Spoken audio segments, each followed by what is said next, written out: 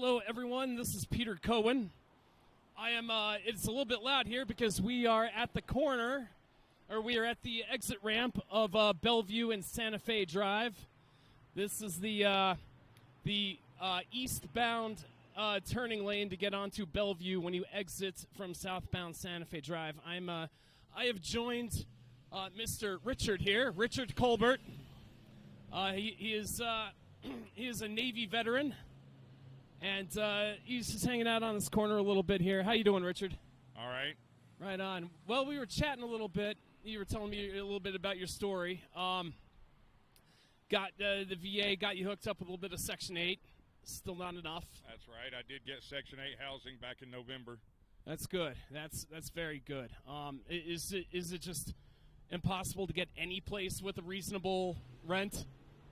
Well, because of my Section 8 voucher, I only pay $192 a month rent. Yeah. But it's all the utilities and stuff that kill me. Right. Cell phone, internet, gas, electric, garbage, sewer. It adds my bills up quick, and my average bill is $1,500 a month for all my utilities and rent.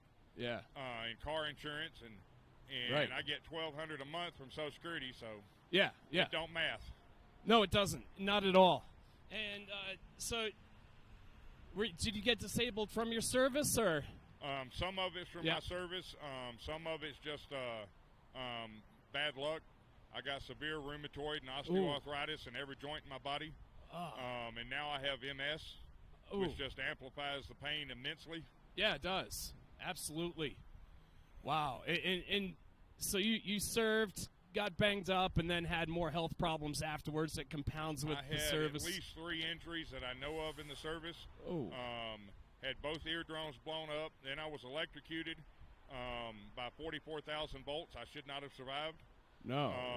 And then I had a right shoulder and neck injury I don't remember because after the electrocution, I lost memory for almost a year and a half. I only have a couple memories for a year and a half. Then they forced me out of the Navy. Right. Denied I served for 20 years.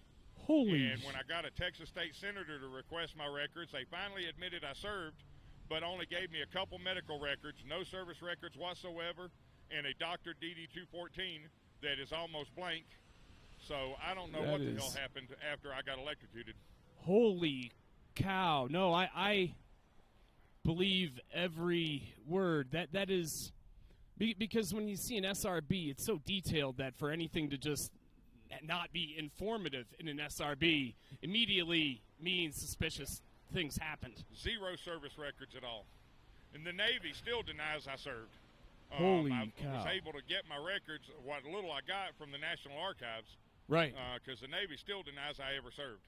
Jeez. I've hired 2 lawyers trying to get a discharge upgrade. And both of them quit the case because they couldn't find any record of me whatsoever ever serving. My base, the Navy, everybody said I was never there. That's insane. Because you can't fake that. I've got medical records showing I went to the hospital on base in NAB Little Creek, Norfolk, Virginia. Yeah. And the base denies there was ever a hospital there. Oh, my gosh. That's how bad they're trying to deny I served. And I have no clue why. Wow. That's staggering. To me, you're an American hero, and you have no business being on this corner like this. Yeah. But what I do remember is I worked on the hovercrafts, LCACs. Yeah. Was ET. According to my DD-214, they list me as a communications and intelligence officer, which was never a MOS in the Navy. No. That is an Air Force designation. Yes. Yeah. Navy has no designation of that, and the FR code they gave for my job title has never existed in the Navy either. Wow. And then most of the rest of my DD-214 is blank. It doesn't show any of my awards, any of my medals. Well, take that back. It shows 1 medal that I got in boot camp, National Defense Service Medal. Right. I got at least 3 others that I can remember, and several accommodations and awards. Doesn't show any of that like it's supposed to. The reason they cited for my discharge does not exist in UCMJ. No. And then they kicked me out on an other than honorable but gave me an RE4 re-enlistment code, so I could have gone right back in had I have known that. That is extremely bizarre. The kicker of that is the day I got out, they flew me home to Atlanta, and within 2 hours of getting home, somebody mugged me and stole my backpack with a duffel bag with everything I owned in it, including all my records. I don't think that was a coincidence. No. And they move quickly. Yeah. Wow. Somebody wants me to forget and wants the evidence to disappear, and I don't know why. I have a suspicion, but I can't prove it, so. Right. And then the more you hint at it or whatever, the more they're going to try to shut you down or obscure things. Well, I've suffered from severe anxiety and PTSD ever since. Yeah. And I still managed to work up until 2 years ago. Right. April will be 2 years, and I just couldn't take the pain anymore. No. And once I quit working, the anxiety and PTSD got even worse. Yeah. Because I'm not around enough people to numb it. Right. Yeah. Yes. So now every little thing sets me off. Oh, man. I'm sorry. Yeah. The nightmares I've had for 20-some odd years now, by the time I wake up, I don't remember it. But I've got the feeling that I was trained and sent somewhere after somebody. Yeah. And I'm 99% certain I'm the only survivor. But I don't know if it was the Navy or if it was the CIA or I have no clue. Could have been anything, yeah. And can't prove it even if I did know, so. No, right. Because they made all the records disappear. They do that. And anything that could have been Article 50, they have to be able to get rid of that. Yeah. And then I filed for VA disability last November. And they made no investigation, no phone calls, emails, letters, nothing, and just sat on it for 3 months and then closed it. Said they sent me a determination letter, but I never got it. And they said it was posted online, and I logged in, it's still not there. So they're still screwing me. Yeah. Wow.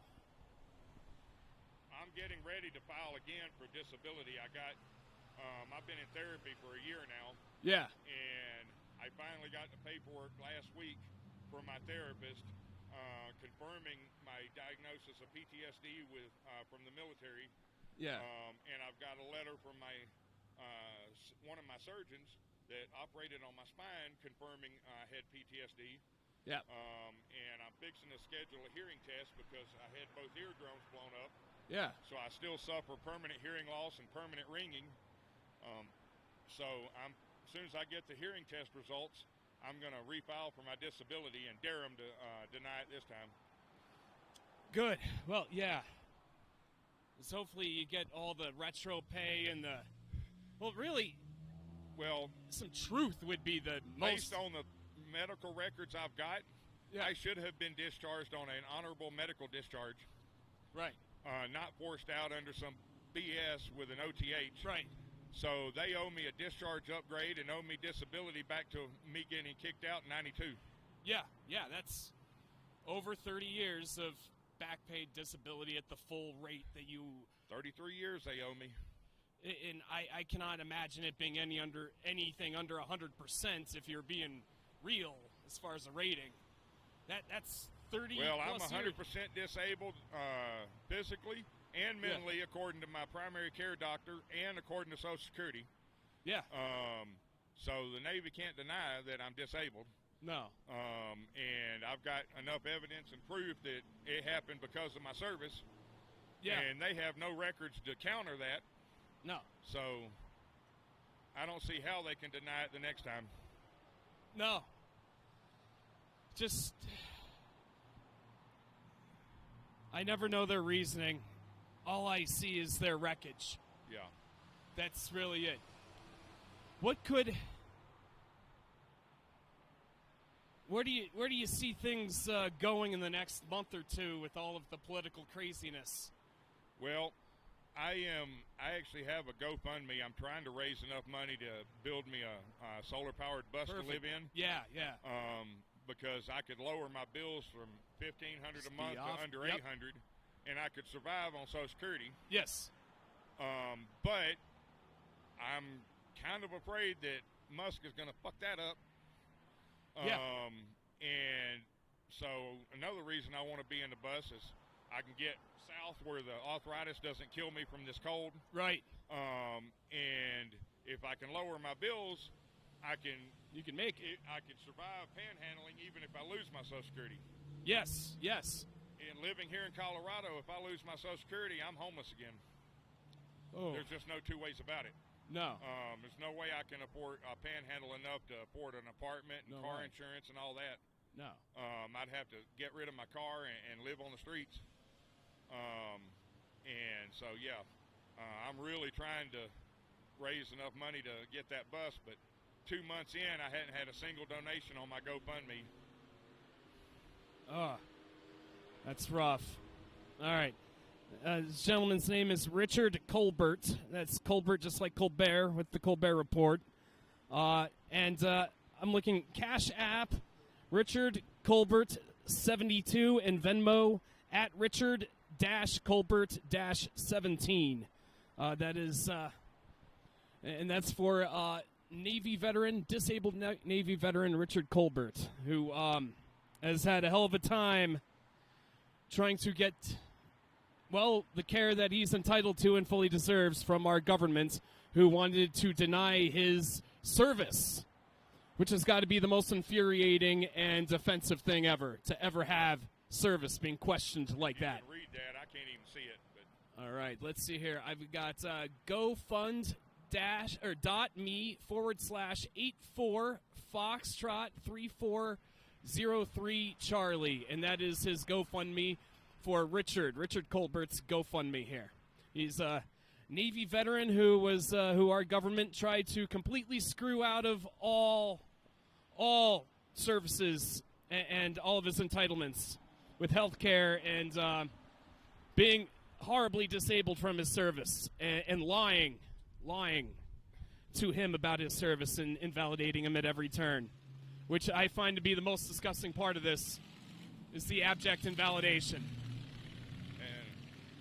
Well, I was homeless for over a year before the VA would even help me get on Section 8. 14 months I spent on the streets here before they finally got me into an apartment. That's just atrocious, sir. I found out after they finally agreed to help me when I had to go in and sign like 600 pages of documents. Yeah. It kept asking me over and over and over if I'd been homeless for at least a year. And then it dawned on me, they won't do crap for you until you've been on the streets for a year. Wow. Yeah. They wouldn't even talk to me until I told them I'd been homeless for a year. That's the United States government for you. Makes you suffer for a year before they get what they promised you. But they import all these migrants. Yeah. I'll be nice. Yeah. And give them houses from the day they get here, and cash and cell phones and health care and everything else, but won't help their own. Yeah, that's true. We don't help our own. You know, I see a lot of the big companies that exploit their labor bringing them over here to drive everyone's wages down. I see that too. So I see them getting exploited. So it's like I don't want to blame them, but it's also like our people should have first dibs. Should have first go at every one of our social services. Well, to be honest, our economy needs the migrants. Yeah. Because there's a lot of jobs that we won't do. No. Because Americans have gotten lazy. Yep. But having said that, they should be brought here legally. Yeah. And not just flood in and be given everything. Right. And be given false promises like being put in some limbo where they're told they're documented when they're not really documented. And then they're told, oh, you'll be okay because the recruiters told them that. And then, so yeah, they get lied to. Yeah, I see a lot of the migrants getting lied to, and that's part of the reason they don't do it the proper channels is because someone's trying to cut a corner just to hurry up and exploit their labor, is what I see. And but yeah, it's frustrating when, you know, laws are getting flouted, and then, wow, that's Shit. If they deny my disability this time, I'm going to D.C. and I'm camping out in front of the White House and protest with a big sign until they give me my money. They need to give you your damn money. You're absolutely right, sir. No, it's... If they mess with my Social Security, I'm going to D.C. and protesting too. Absolutely, yeah. You worked your whole life for that. I worked ever since I paid any form of income taxes, I've been putting into Social Security. Ever since I think I had a work permit at 15. I started working at 14. Yeah. You're from the South, I gather, Georgia. I was actually an assistant manager at a Crystal's fast food restaurant in Forest Park, Georgia at 14 years old. Wow. True American worker. You are emblematic. Been driving since I was 8. I actually got a hardship driver's license at 9 years old. Wow, yeah. Issued by East Point Police Department. I had an alcoholic, drug addict, bipolar mother with multiple personalities. And you were the only one. Yeah. Only reason I survived is because I learned how to drive while she was passed out. Wow. You're a survivor, sir. It is crap that they give anyone anything over you. You should be first in line for anything. A couple years ago, I sat down and wrote my life story. Yeah. It's only 20-some pages on a computer. But if you'll give me your email address, absolutely, when we're done, I'll email that to you. Yeah. And you can add it to this podcast if you want, or I would love to. Keep it for yourself. I don't care either way. I think I'll mention it and bring it up and maybe read off portions of it, because I think with something like that, as long as the story gets told, I think it's the most important thing. There's only been a few dozen people that have read it, and I've tried sharing it, but nobody wants to read it. So right. Well, we don't read anymore. Yeah. Wow. Yeah. Oh wow, these. Man, I am really sorry that our government has done you so wrong.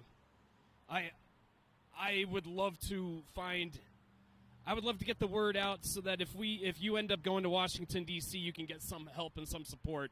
Because if anyone needs to hear what you have to say, it is our leaders and our politicians and our rich bigwig types. Yeah, but I'm a poor redneck. Nobody's going to listen to me. God, I wish I could tell you were wrong. I really do. No. I'm not. No. Well, I will try to get them to listen to you. I will, because you being on this corner and everything you have experienced is a true injustice, and it is part of a string of many, many other injustices that are compounding on each other, and it's not doing any of us any good. Nope. Not a single ounce of your suffering benefits anyone here. I actually was somewhere earlier today. I don't remember where I saw it, but somebody had tagged a wall, and it said, in big letters, said, "Homeless Lives Matter." They do, yeah. But nobody, especially in this city, believes that or even cares. 99% of the people I see every day won't even look at me. And most of the ones that do give me a dirty look or turn their nose up at me. I have to sit out here somewhere around town 8 hours a day, 7 days a week, just to be able to pay my bills and eat and take care of my dog. I was last year, right after, or 2023, right after I quit work, I went to Southern Alabama for a couple of months. Yeah. My health got so bad and I couldn't get my Medicaid transferred and I had to come back. But I had no trouble making enough to survive down there. Right. I was staying in a motel, cost me $600 a week, and had no trouble coming up with money for my bills or food or anything. Yeah. They actually cared down there, and they're poor. Yeah, right. Up very here poor, where yeah. they're rich, nobody gives a crap. So it's funny how that oftentimes is always the case. It's the people living in the trailer who are struggling to stay up that tip you well when you deliver a pizza. Yeah. It's never And if you actually sit out here and watch the people that do help, the vast majority of them are in beaters. Yep. Yep. A 98 Honda Civic handing you a 5 spot. And the really kicker of that is most of them are kids. Yeah. 25 or younger. Wow. Or Hispanics. Believe it or not, the migrants and actually help, the ones that working actually help more than Americans do. Which just blew my mind. Yeah. Right. Right. Well, I would like to think it's because real recognizes real, and there's just no way a hard-working... Struggle, no struggle. Yeah. They look at you and they go, yep, this man's been places and should not be here. Yeah. Wow.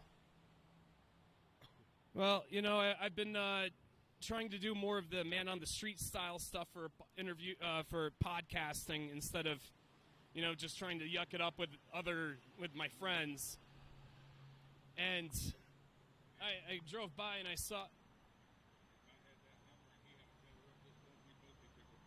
Yeah. I love that thing. Yeah.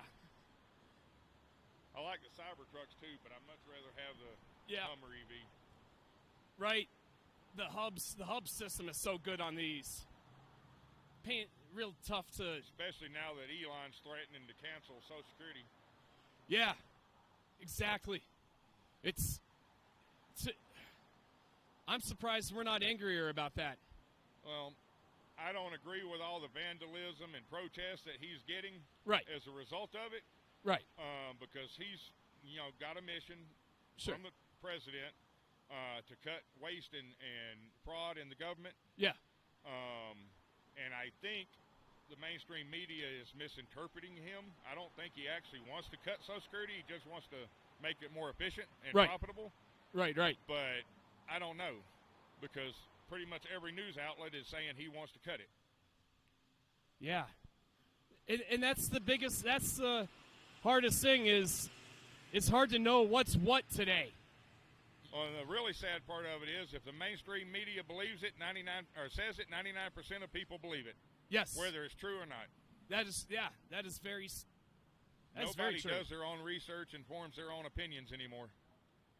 No. Nope. And a lot of that's because we have the magic devices that give us everything, and then we use it as a crutch. We forget about all the times we had to break out the old encyclopedias when we were kids. I mean, that was... Yeah. I can remember at 11 years old, my grandmother bought me the entire set of Encyclopedia Britannica. Yeah. Took her 3 years to get the whole set. Right. Because you had to mail order one a month. Yeah. And I almost memorized the entire set.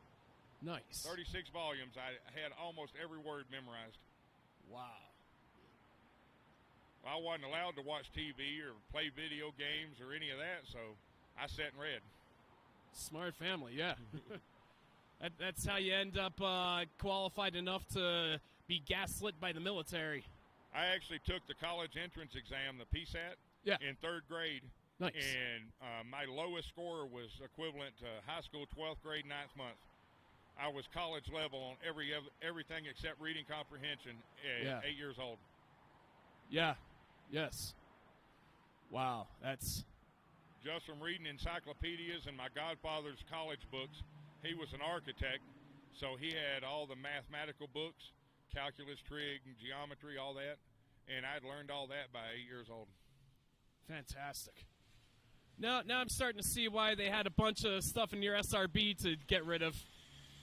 No, you sound like you were a talented man. And that usually means they have to do a cover-up.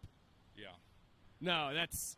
One of the things I do remember is in boot camp, because we were during time of war, they actually had firearm training as part of our boot camp. And I was beyond lethal with a rifle. Wow. I'd never shot one until boot camp. You were one of those naturals that just... And I could shoot a fly off a horse's ass from a half-mile away. Nice. Every shot. Wow. You give me a pistol, and I could stand, 3 foot away from you and miss you the whole clip. Right. But I was deadly with a rifle, which is another reason why I think I was trained and sent somewhere. Yeah. Because I know the SEALs tried to recruit me in boot camp. Yep. And I'm not sure why I didn't go to SEALs training, but I didn't. Or at least I don't remember going. If I did, it was months after I got to Virginia and got injured. Yeah. I don't remember going. Although I do have a faint memory of jumping out of a plane and my chute fell in over the Gulf. But can't prove that either. No. Wow. And by faint memory, I mean I actually remember jumping out of a plane and both chutes failing and me getting picked up 3 days later by a Cuban fishing boat and taken to Homestead. Holy shit. So, yeah, I remember it. Yeah. But I can't prove it. Right. Yeah, and it's... Now, I don't know if that was part of SEALs. If I did wound up going to SEALs training and then washed out, or if that was part of the training for whatever mission they sent me on that they made all my records disappear for, I don't know. Yeah. More questions than answers. Yep. And that's the way they want it. Yes. Yes, it is. If they can make you question what happened and make the paper trail to prove it disappear, then you don't have a leg to stand on. Exactly. That is absolutely correct. Don't have... Wow. But the fact that I got electrocuted in July of 92... Yeah. And I remember up until September of 92 when they did my discharge physical. Yeah. And then all of a sudden I lost my memory from September of 92 until about April of 94. Wow. That tells me it wasn't the Navy that made me forget. No. No. Wow. Besides that, the Navy doesn't have that technology to erase memories, but another government agency does. Yes, I can. Several of them, actually. Oh, well, we all assume the CIA can. That's we know they can. Yeah, they've been doing that forever. Thanks. Yeah. It's Yeah, there's enough declassified CIA projects that they can't even deny they have that ability. That is true. They can't even deny it. But I'm pretty sure NSA and OHP and a couple others have the ability as well. Yes. Wow, it's all the scary things our government could be into. These are always the toughest parts of the conversations, is when I have to acknowledge that our government is terrifying as all get out. I'll tell you how bad it is for me. I don't dream like normal people because I wind up having nightmares from service. Yeah. But I daydream constantly. Right. And it's always one of two things. Either I win the lottery and move the hell out of this country. Yeah. Or I get abducted by aliens and taken off this rock. I understand that. I don't really care which. Right. Well, lottery is pretty awesome, but I wouldn't even mind getting experimented on. Just get me off this rock. Just take me for a nice tour of the whole sector, and you can probe away. Yeah, drop me off on some other habitable world when you're done with me. Yep. Maybe some, I'll join one of those uncontacted tribes that still lives in harmony with nature. Oh, no, most of them are cannibals. Oh. Yeah, that's Yeah, And that's actually. they never had white meat.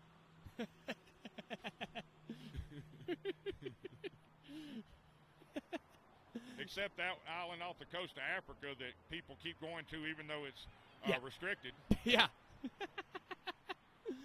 They never leave. No. But I really had to tell them about Jesus. Well, yeah, how'd that go for you? Oh, Yeah. wait, you didn't come back to answer that question. but you got to meet Jesus. Hopefully. Hopefully, yeah. Yeah, it's. I don't know. What do you think Americans should do? Hi. Hello. Thank you. God bless. All right, yeah. I never Thank pass you. out water. Oh, no, never. Can't. I got a little insulated bag in my cart with drinks. Some I bought and some people gave me. Yeah. It's getting full. Nice. Good, good. Well, in the meantime, what do you think Americans, just not the government, not the politicians, not corporations, but just your average bunch of regular old Americans, what can we do to make things a little bit better? Well, our founding fathers, specifically Washington and Jefferson, wrote in their papers as they were drafting our Constitution that every 100 years or so we Right. should scrap the entire government and Constitution and start over. Yeah. Otherwise, it would get so corrupt and so much fraud that the common people would pay for it. Yep. The government was never intended, federal government was Right. never intended to dictate our lives. Right. They were to protect us from foreign enemies. Right. That was it. Yeah. Yes. And settle disputes between the states. Right. The basic preamble stuff. Lincoln screwed that up. Yeah. Yeah. And, you know, most people don't realize this, but the Civil War did not start because of slavery. It started over Right. states' rights. Right. And when the South was getting close to winning, Yeah. Lincoln come out and said, oh, well, we got to free the slaves, and rallied the North Right. to beat us. Most Yeah. of the Southern slave owners had already freed their slaves before the war even broke out. It wasn't about slavery. All Lincoln right. just used that to exert control over the states and dictate how we live our lives, Huh. which Interesting. was never intended. Right. Which is probably why he was taken out. Huh. And by probably, I mean absolutely why he was taken out. Right. Yeah. And another little known fact about that, a half hour before Lincoln was assassinated, he signed legislation creating the Secret Service. Whoa. Yeah, it did. That's an irony. Yeah. That And is then one a half hell of hour an later, irony. he was killed. Yeah.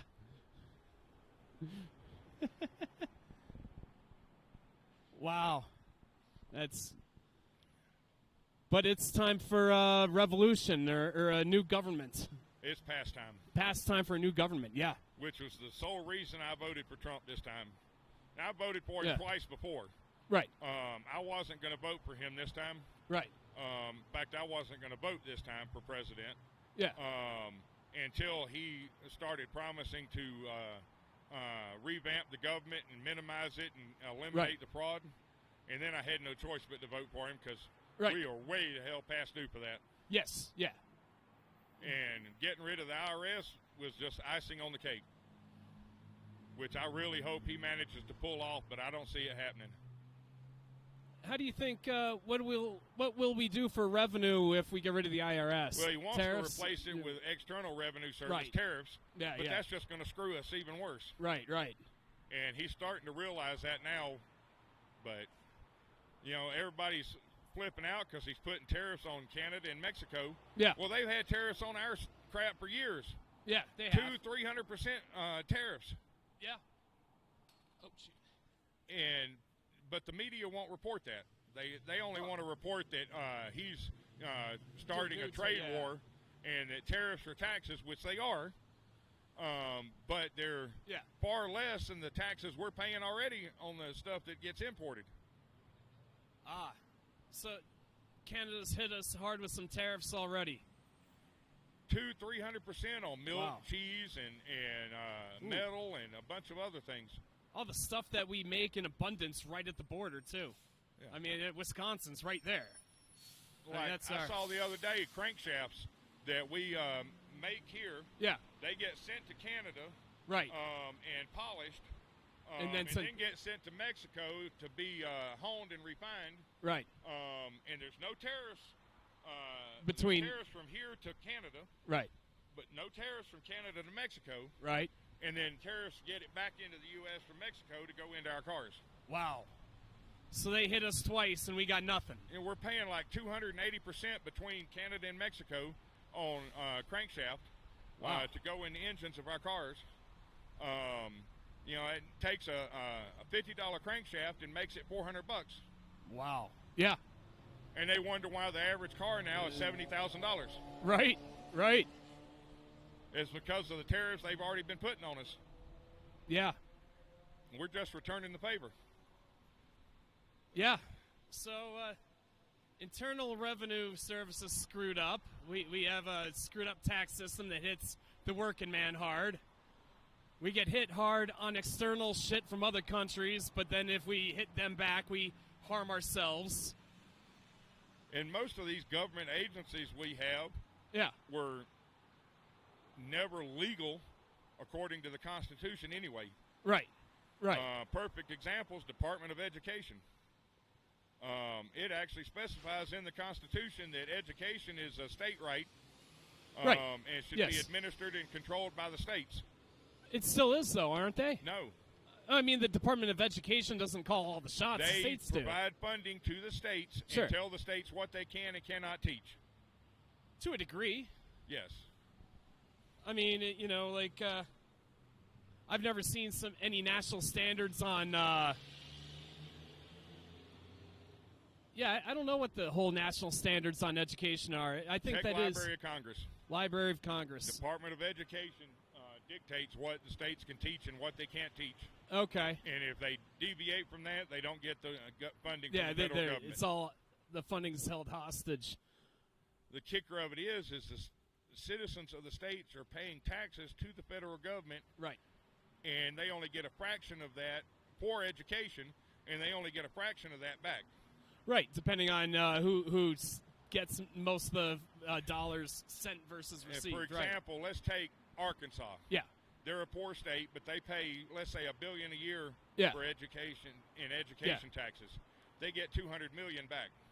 But California, that pays $3 billion a year, gets $30 billion back.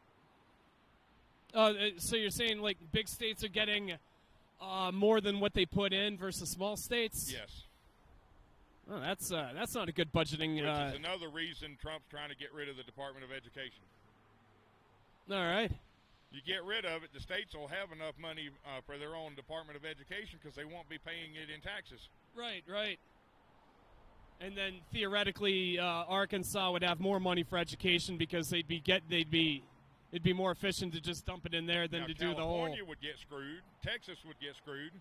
Right. Because they wouldn't get back, 10 times what they're paying in. So they'd have to revamp and fund private schools and get rid of public schools. But that needs to be done anyway.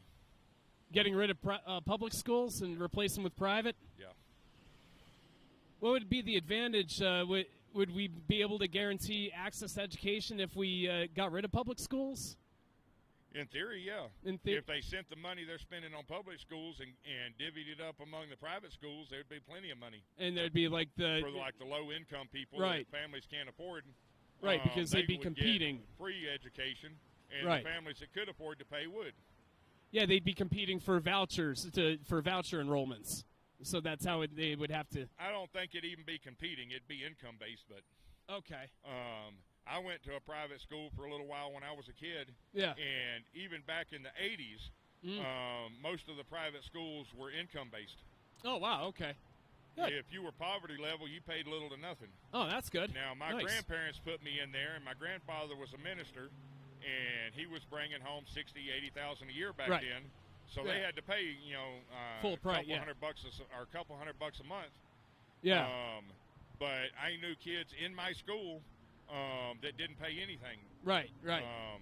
And it was a private Christian school, but didn't have to pay because of their income.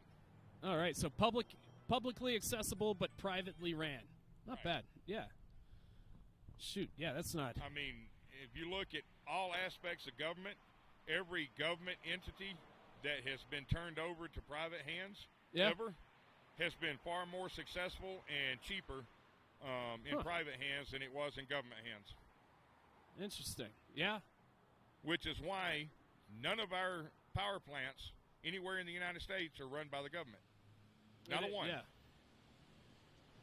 We're one of the few countries that can say that, but Yeah. there's not a single power production facility anywhere in the United States that is government-owned or controlled. All privately owned. Now, right. Department of Energy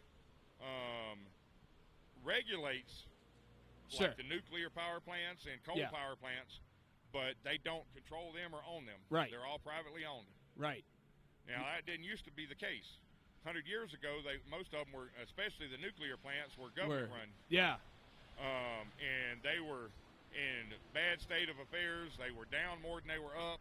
Wow. They sold them all to private companies, and now their power grid is great in this country. Didn't used to be, though. Wow. All right. That That's actually true. made me laugh when the government said they were going to take over the Postal Service. Yeah. You might as well shut it down. Yeah.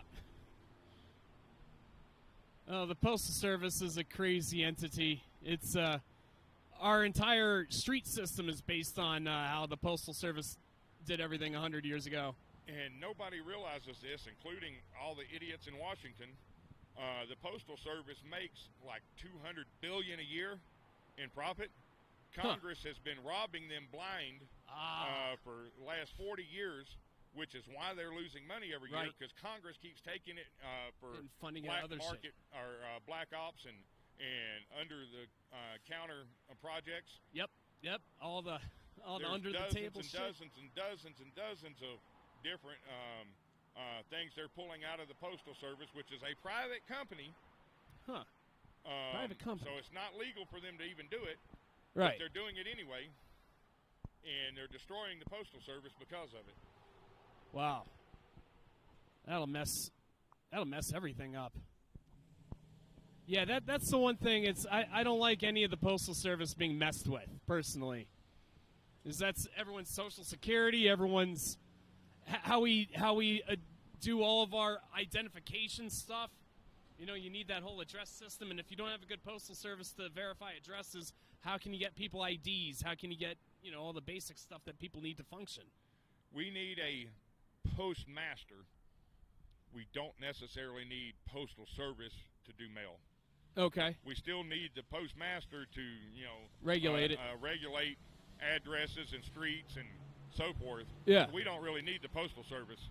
Not with email and electronic communication and faxes and FedEx and UPS and DHL. Right. We don't really need the mail delivery part of the Postal Service. Now, although FedEx and DHL, they do use the Postal Service a lot as their backup. Well, so does Amazon and Shipt, which is Target, and most other delivery services. But they only do it because they can't carry the capacity. Right. If the Postal Service quit delivering mail, they would all up their capacity and it wouldn't be a problem. Yeah, so they would have to scale up. Yeah, they would have to scale up some of their operations to replace the... Yeah, that would be the full privatization. And there would be billions of mail trucks and mail carriers available to do it. Yeah, yes, there will be. So the scaling up wouldn't be a problem. Nope. Just slap on a new piece of paint on that newly purchased mail truck. Yeah, shit. Wow. Well, this was, I just looked down, we're at right around 45 minutes. This is one hell of an interview. I can talk. Yeah. Well, you have something to say. Oh, I have a lot to say. A lot of it I can't say, but... Yeah. We've all been there. Oh, if I could only say what I really want to fully unload. Yeah. Yeah. Oh, hang on. I got to stand up. I might have been on the football team, but I'll put it this way. If I said a tenth of what I want to say and can't, they would build a whole fleet of new prisons to bury me under. Yeah.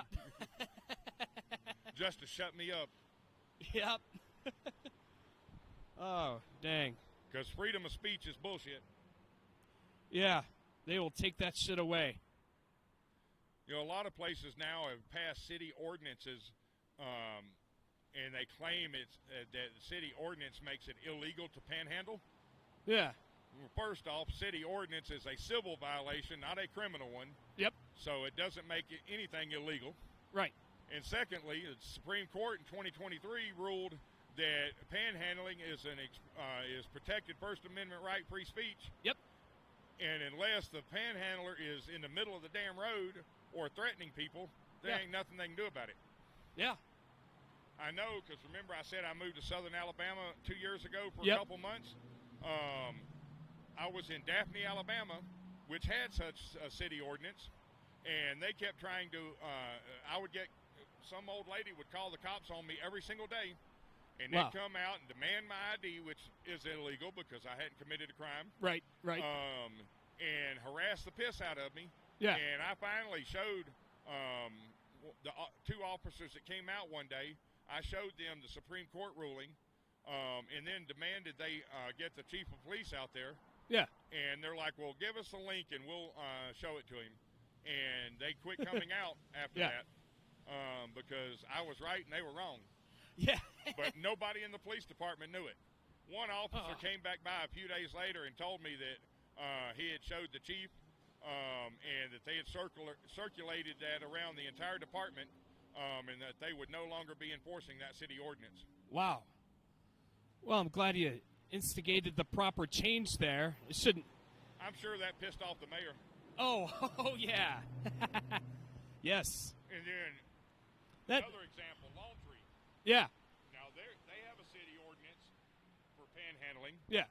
That is actually legal because it states that it is unsafe to panhandle in a median that's not at least 6 foot wide. Okay. Yeah. That one is legal. Yes. But all they can do is make you leave. Right. It's just a. I know because they made me leave. Damn. And I actually looked the ordinance up and checked it, and it's legal. Yeah. So I don't panhandle in Lawn Tree anymore because there's not a median anywhere in that freaking city that's over 3 foot wide. Wow. That's. Jeez. And there's not really anywhere good with a wide shoulder like this either. So right. Yeah, their sidewalks are narrow as well. So I just don't bother going down there anymore. I hear you. Yeah. Wow. So how do you feel about law enforcement not knowing the laws too well, it seems? Seems like you encounter that a lot. I have. A lot of it is they are trained to do their job a certain way. Yeah. Like if they get called out, they are trained and told they have to get ID. Yes. For everybody involved. Yeah. But that's illegal. Right.